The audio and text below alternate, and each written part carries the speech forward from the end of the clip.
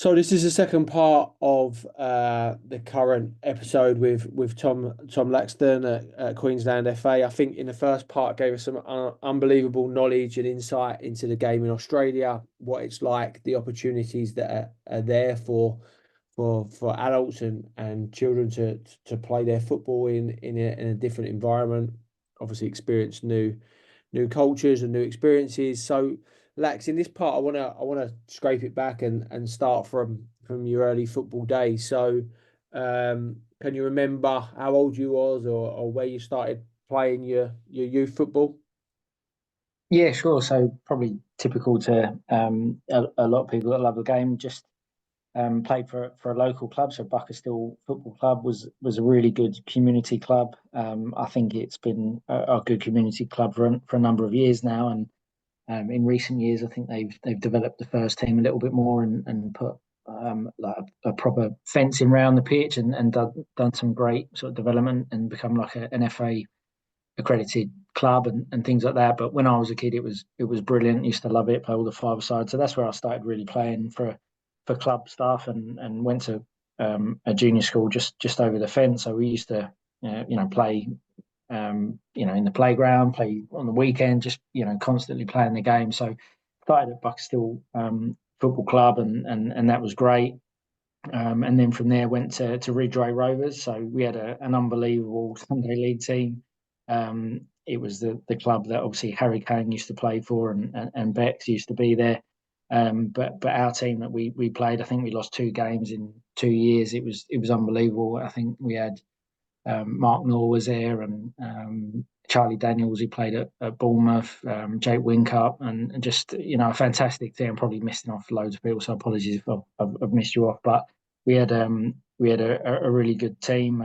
Darren Blewett was West Ham, and Yeah. just brilliant, like a fantastic group. Still call those guys mates. And if I bump into them whenever I come back, if I saw them, we'd reminisce about a fantastic experience. So it's funny, like we've been talking about all the bells and whistles and academies and universities and all the rest of it, but some of my best memories in the game are just knocking about with your mates. And I think sometimes we get distracted, especially like the way that the game's going now, and everything's got to be a professional, and Yeah. even the work I do, it's all about being professional, and it's all being high end, and sometimes you just got to remember what it's all about. And I think I'm not sure if this is correct, maybe you can correct me if I'm wrong, but I think I saw that Brentford have opened their academy again, but allowed their more younger players to still play school football and club football, which is brilliant. Like still being able to knock about with your mates and do things, and it not all be about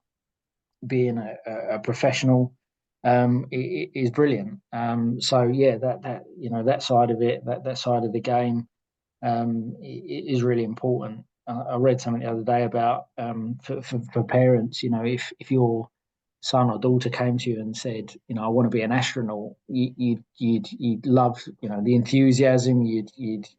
You sort of foster that sense of development and want them to get into science and things like that. But probably in the back of your mind, you'd be thinking, look, an astronaut, it's very, very tough. How many people get to go into space? And it's the same with football, really. Yeah. But because it's everywhere in the UK, and it becomes a little bit more.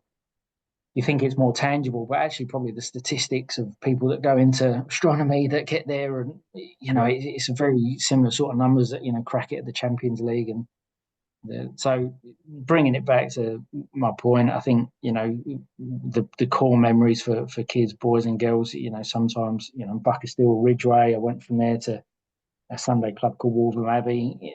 Some of the mates I've got from that, some of the experiences we had, the laugh, off the field, mucking about, playing football, and doing all the rest of it. Sometimes those things, they hold more to you than winning a trophy at a certain club or whatnot. Those mateships that you get when you're a junior are fantastic. So that was kind of like Sunday league stuff. And after Wolverham Abbey, I was sort of in and around Spurs Academy for a little while. There's a guy at Spurs still coaching there now. Roger Miller, his name is. What an absolute Yeah. legend. He still works with the like the juniors in the foundation phase, I believe. I haven't seen him Pre-academy, for yeah. years. Yeah, so I wish I really need to catch up with him because he was a fantastic guy, and at the time, he was working with sort of Gary Hooper and some fantastic players, and so I played with Charlie Lee and those guys. So Charlie actually moved out to Australia as well. He's working on Yeah.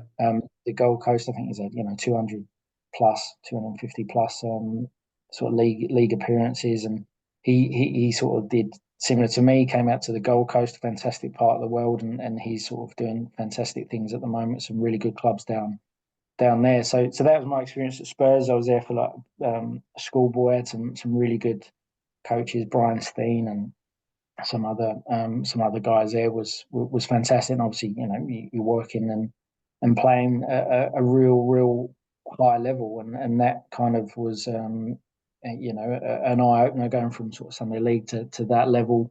And that's like all these little steps and journeys that boys and girls go through in their football journey. As a character, you learn to deal with different people and different expectations and dealing with pressure. Sometimes going from that sort of Sunday League to a Premier League academy off the pitch, that social sort of you come in from a Sunday League environment and going into a changing room of players that are worth hundreds of thousands at sort of 15, 16. I remember there was a thing, a lad called, I think his name was Owen Price. He just scored a fantastic goal in a Yeah. London League Cup final, and there was reports of the amount of money that the Spurs had just signed him, and I was sort of knocking about in the year group below and things like that coming from Sunday League, and that sort of makes you sort of realise that it goes from being fun to sort of serious fun when you're that age. So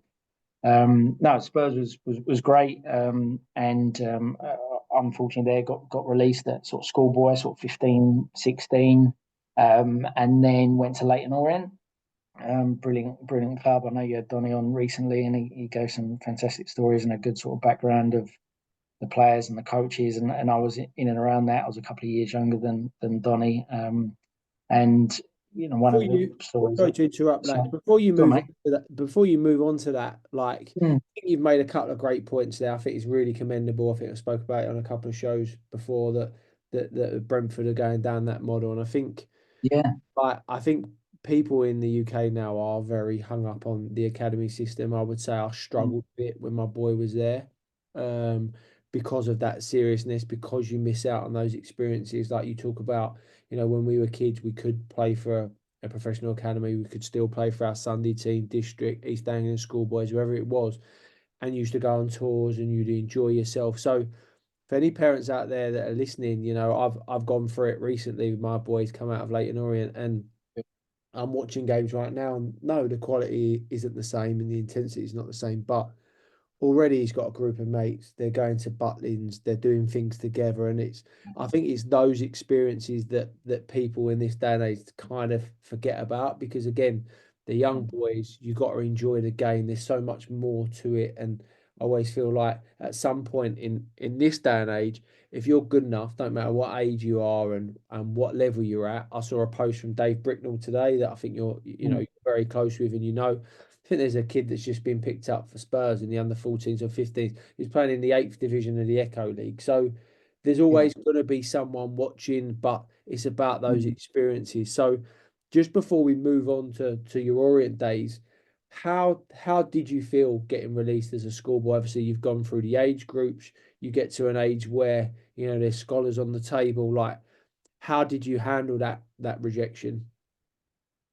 Yeah, look, it was really tough, and yeah, I think clubs are a lot better now in the way they deliver their messages, or that they should be, and the exit strategies or the way they communicate that message in just the literal tangible sense about how they tell the players is a lot better. I think I've had some bad experiences. I've been released through a letter through the door, been released through a phone call to a parent when you've been at remember my phone calls to dad, or not someone looking you in the eye, and Yeah. saying that this is the reason why. And I think, for a parent or a player, if you're given honest feedback along the way, and you're having that sit down meeting, if you know in your heart of hearts that you haven't been right at that level, then then it's fine. I think it causes an issue when coaches say, oh, you've done well today, or you're doing really well, and then all of a sudden there's a knockback. That's when it can be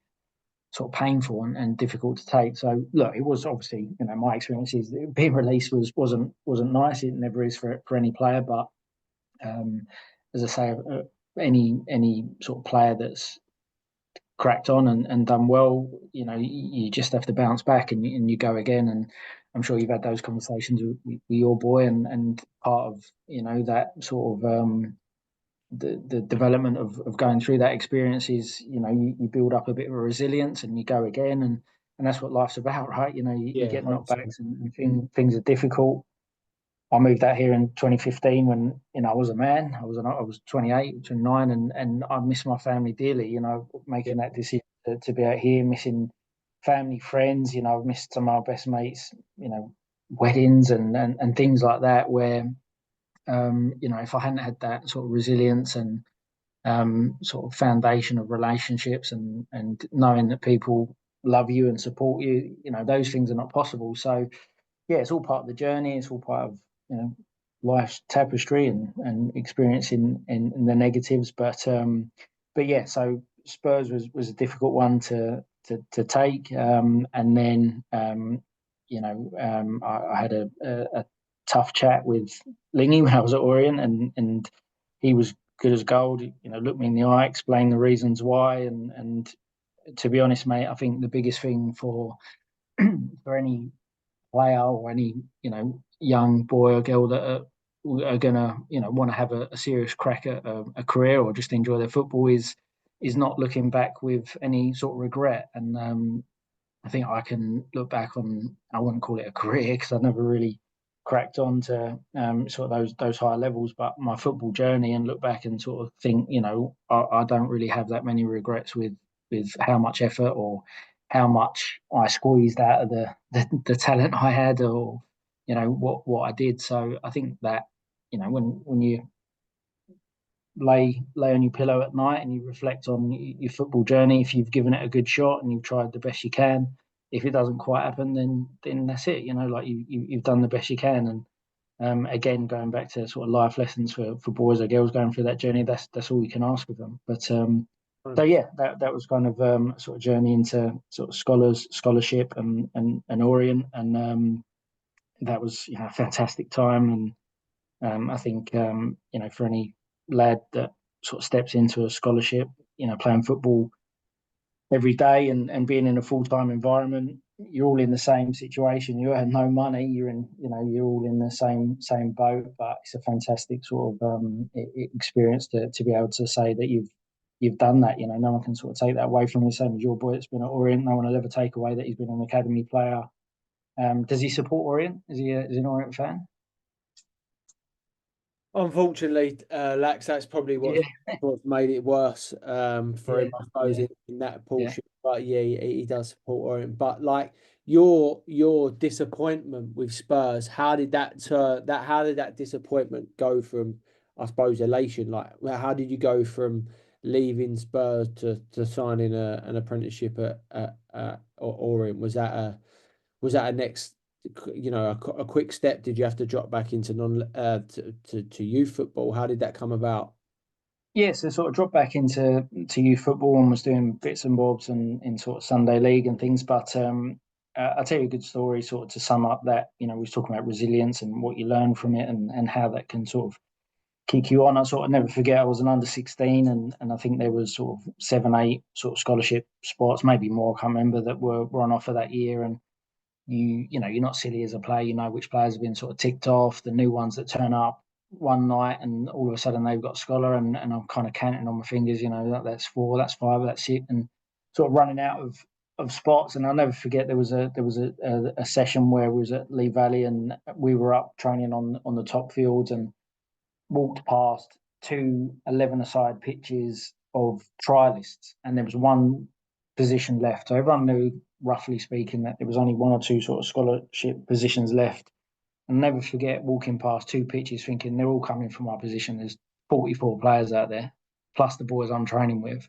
And it wasn't, um, if it wasn't for that sort of hurt and the pain that you go through from rejection and getting knocked back, that I think I had the best session I've had I had for years of that night, because I was just so hungry to sort of kick on and make sure that I sort of stamp my mark on the last spot. So you go through pain, you learn sort of resilience, and then that's a perfect example of where if everyone had been on like if I had kept getting yeses all the time, then I would never have been able to have that sort of next gear to go to. So yeah, you do find that next level and that next sort of gear when you need to. But I think having rejection and knockback, and it can be career, as adults as well. It's not just about kids. Sometimes you're in a bit of a funk with work and things like that, and if you haven't got that little bit of self belief and that little bit of grit in your stomach, you don't necessarily have that sort of spur to kick on, whatever your industry you're in. So.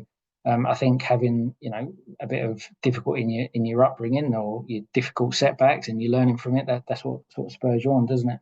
No, 100%, mate. So did you Mm. you done your white at Orient? Was there sort of, did you think at the end of that 2 years you was going to get released? Was there thoughts in your head that you might get a pro? How did that play out?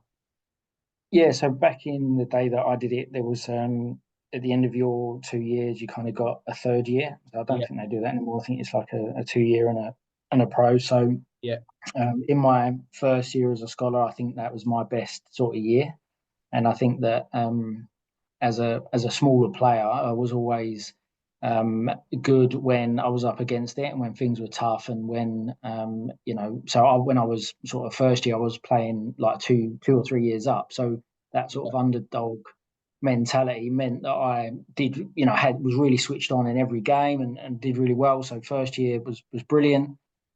Second year I had a good second year as well, knowing that sort of things were on the line to get a third year or not.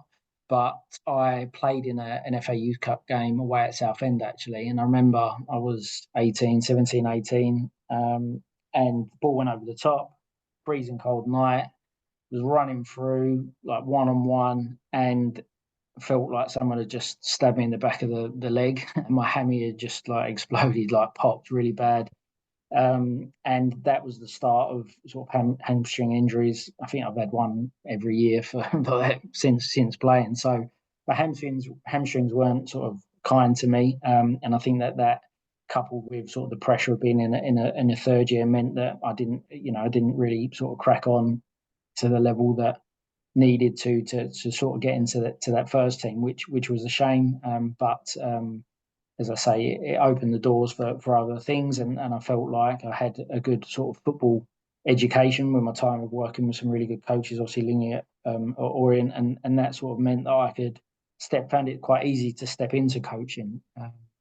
So yeah, really grateful to the coaches that I work with. But that was kind of my story where I realised that it weren't really going to happen as a player. I still tried to hang on to that dream a little bit in terms of playing at sort of Dagenham Redbridge, as a lot of people, a lot of players did at that time in terms of reserves and knocking around, and had a great experience with some great lads there, but never really cracked it into the first team. And it was at that time I sort of wanted to play, consistent first team football, and went to Redbridge and played there for a bit.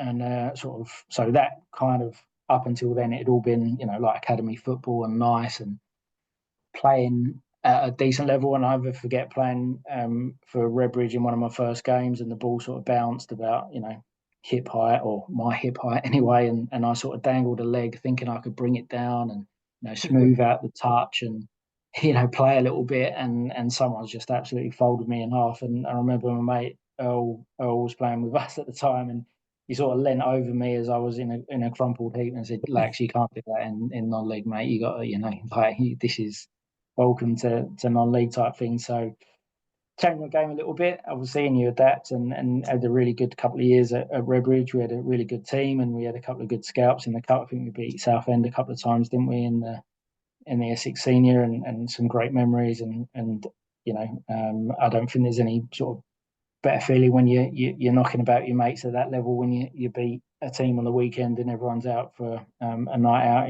It's great. So was doing that while I was coaching Redbridge. Sort of played a bit of football at Potter's Bar in the first team there, and Wolverham Abbey. So fairly local to home.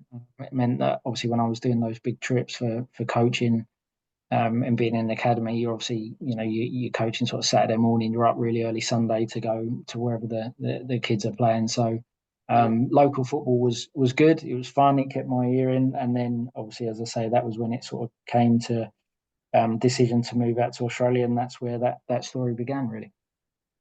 So yeah, I'm glad you brought that point up because as the podcast says, it's a stark reality when you get into non-league that you haven't got the time and you do have to turn it around the corner. And I think some kids, especially this day and age, I think it's even more of a culture shock to a lot of kids. Although, I watch a lot of non-league games now, and I would say a lot of teams have changed the way they play. And you even see teams in the Essex Senior League trying to play out, and you've got three centre halves in a 18-yard box, and they're trying to play out, and times have definitely changed. But I think I played with you a couple of clubs, Lax. I always knew that you was a coach and trying to make your way in the coaching world. So obviously, talk to me about getting into it and then moving through the ranks. Like, is that a pathway, would you say, that's easy for a young coach? Have you got any tips for coaches that, maybe have dropped out of academy football but want to stay in the game and go and coach? And,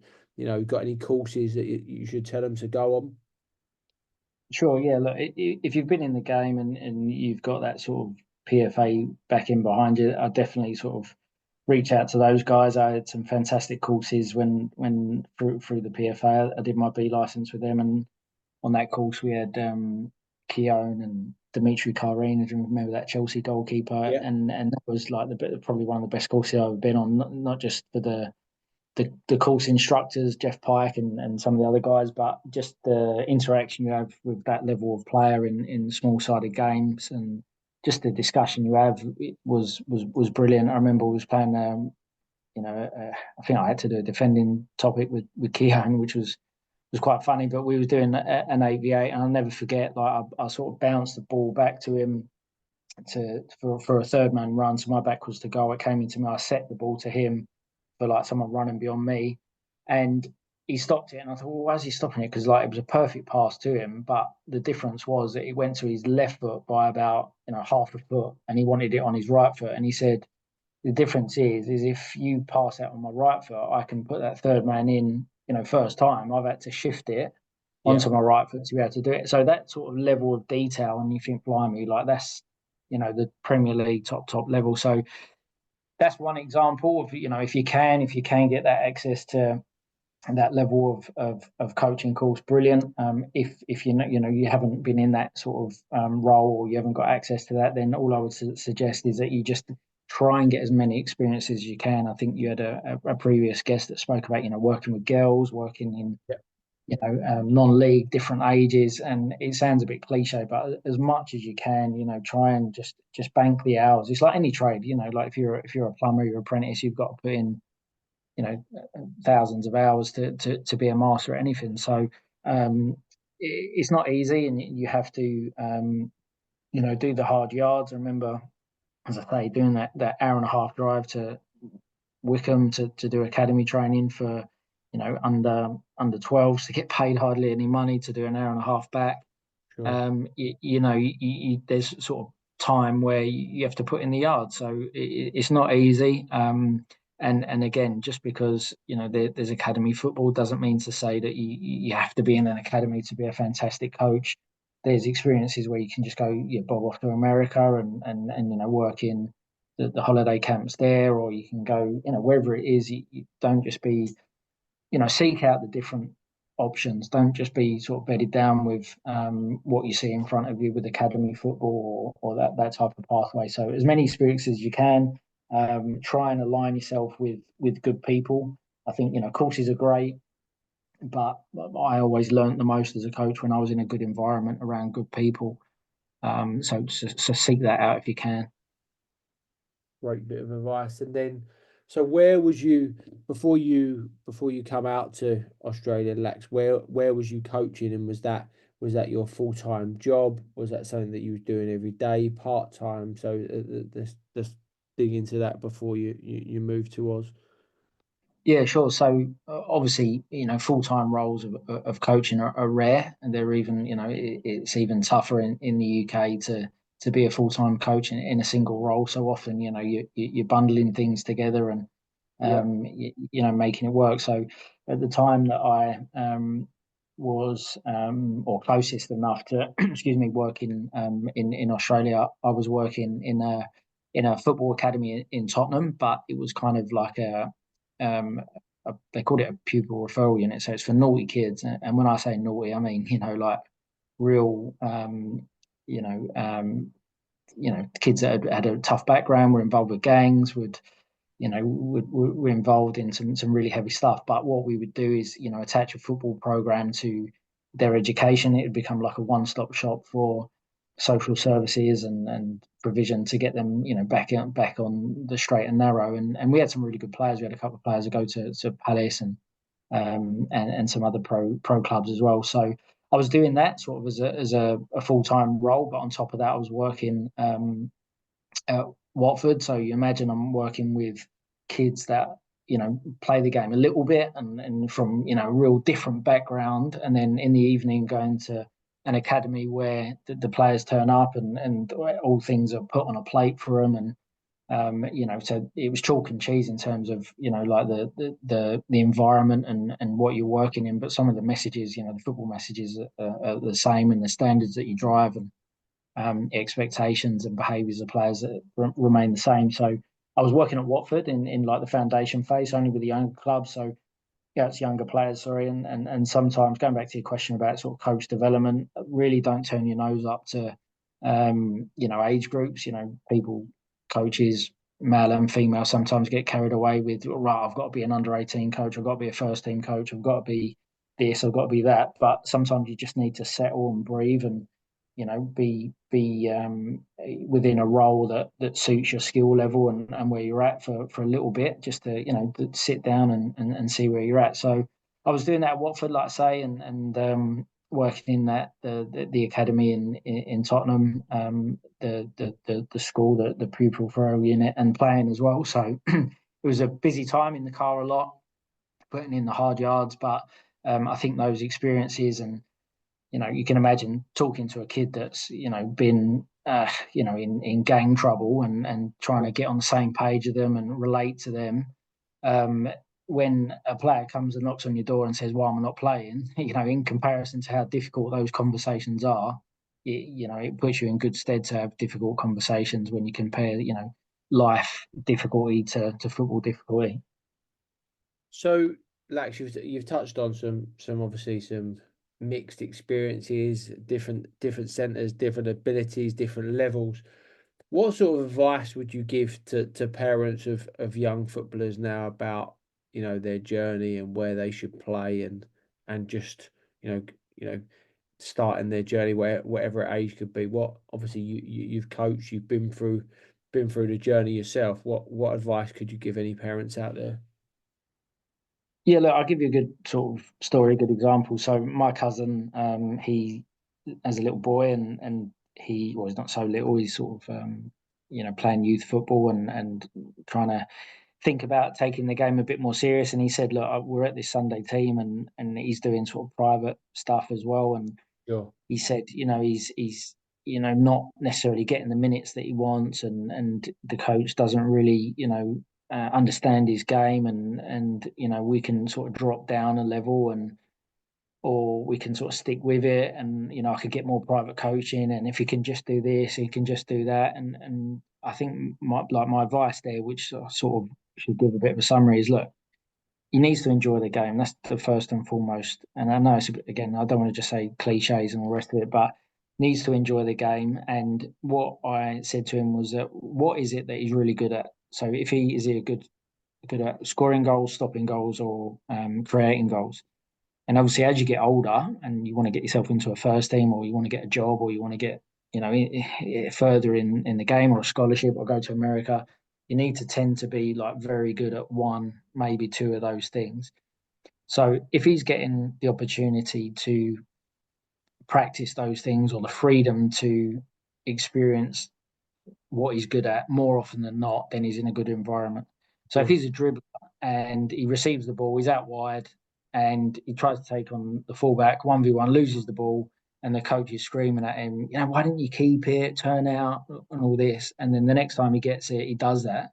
Well, then obviously he's not going to be working out what he's good at. So being in an environment where the coach knows the player and has a good understanding of the player is really important, and being afforded the chances to be able to do what they're good at, because if they're good at something they're probably going to enjoy it. So being in an environment that allows them the chance to enjoy what they're good at and to do that more often than not, I think that's really important. And if they're a good defender and they can just defend and keep it in short spaces, but one-on-one defending, they just love defending, which is rare these days, then that's what they should be, charged with doing. So that might be, towards the end. I'm talking about youth players and maybe a bit older, but I think sometimes, particularly in grassroots, we expect players to be, um, brilliant at everything when it's not about that. So yeah, just being in a great environment and changing, as you get older, sort of 14, 15, 16, stepping into senior football, that's when, if serious about the game, sometimes you have to make decisions that are a little bit more selfish. So you might have to change and move away from mates to go to a club or an opportunity that is best for you, but obviously might detach you from a mate group, something like that. So yeah, that's what I would suggest. Obviously, it's hard to nail it down in one answer, but yeah, enjoyment's the main thing. And as a player, Lax, if a young player coming through the system now, what bit of advice or a couple of things that they should and shouldn't be doing to just get them through the Yeah. system, enjoy their football, crack on, make the most of their ability. Yeah, sure. Look, I think it's a given that you need to work hard. We're talking about players now that um, really want to do well, really want to step into that academy environment, or take things a little bit more serious, like serious fun, rather than it just being fun. I think the big thing is obviously technical work and you need to work hard on it. But the big thing that I would suggest is your off the field stuff and how you prepare with your diet and your sleep and the physical sort of output that you can put on a pitch. If you look at like the leagues now, and even when we were playing, I think Roy Keane said it the other day on punditry. He said that um, I could run, I could control it, I could pass it. And the run thing, what he's talking about there is the physical ability to cover ground, to run at speed. So the physical side of the game, particularly at the top end, is becoming more and more Hmm. important. So it doesn't mean to say, if you've got a 14-year-old lad or a 16-year-old girl that wants to get in the game, you've got to get them in the gym, but you just got to be aware that a significant amount of fallout from youth football into senior football is based on physical output, and I don't think that's going anywhere. The way the game's going, the way that there's more subs on a bench than ever in that type of level of the game. Yeah, the physical side, the nutrition, sleep is absolutely massive. I think the technical side and game understanding, the technical tactical, that kind of looks after itself. But and that also leads into like a healthy lifestyle as well, right? Some of the things you learn in the gym. I'm sure you enjoy a run and ticking over and looking after yourself. You learn those things from being in a good environment as well. And then Lax, just one question I always pose to people these days is there too much football now, Lax, or is it just split up in different ways to when we had it? Because I see now that kids play Sunday football, they play JPL, they play for their school, they might play district, they're doing one-to-ones, just doing academy. Is there is there too much is there too much thing now as too much football? I know we done it maybe when we was kids, but it just seems to be now that kids are doing something football related every night or every day. And is there an argument for too much football and maybe take up another sport? as well, or what's your thoughts Yeah, around? look, I mean, there's a good debate to have about early or late specialization. So a lot of the research in terms of long-term athlete development suggests that you shouldn't specialize in a sport too early. You should have a well-rounded background of physical literacy before you specialize in a sport. And that you should do gymnastics and tennis and the movements and the coordinations and the muscle use that you build up through various different sports and movements in the long run is more beneficial for you. In contrast to that, if you look at some of the stats that have come out about the England national team and some of the academy output at the moment, and you look at the number of players that are going into academies at under eights, under nines, Yeah, correct. it's quite scary about like if you're in at under nine. I think I saw one that said as much as 50% of Premier League under 23 team was Yeah, selected at under nines or under eight, which sort of goes against the late specialisation and more towards a 10,000 hours worth of practice, and kind of makes sense that if you've got a production line within an academy of fantastic coaches and provision, if you get the best players in at the bottom end, then by rights they should be at the top end. So it's a bit of a balance, but that's all a bit sports sciencey and early or late specialization. But to answer your question, look, if your kid enjoys it and they love football, just let them do it. Like, why yeah, wouldn't you? I think that's the main thing. I wouldn't want it any other way. I've done football all my life, done bits and bobs, and done other sports and all the rest of it. But that we all love it, and that's what we're all about. So yeah, let them do it and then crack on. mate. I really thank you for your time. As I say, I know it's getting late on a Friday night. I've learnt a lot today. I think it's great that you've come on and talked through that transition of playing and your coaching career and what you're doing now.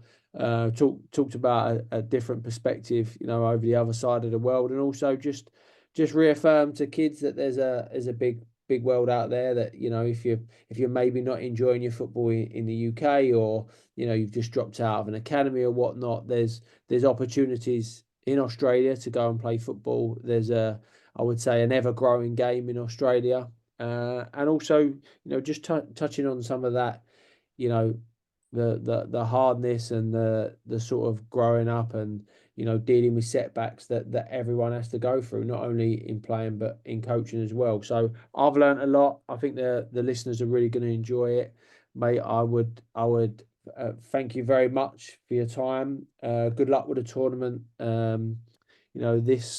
This weekend, and yeah, I look forward to catching up with you again soon, mate. And you look after yourself, all right? Thanks a lot, mate. It's been great. Cheers, Lax, you flaming See galah. ya. Take care, mate. All the See ya, best. mate. Bye. Bye. Bye.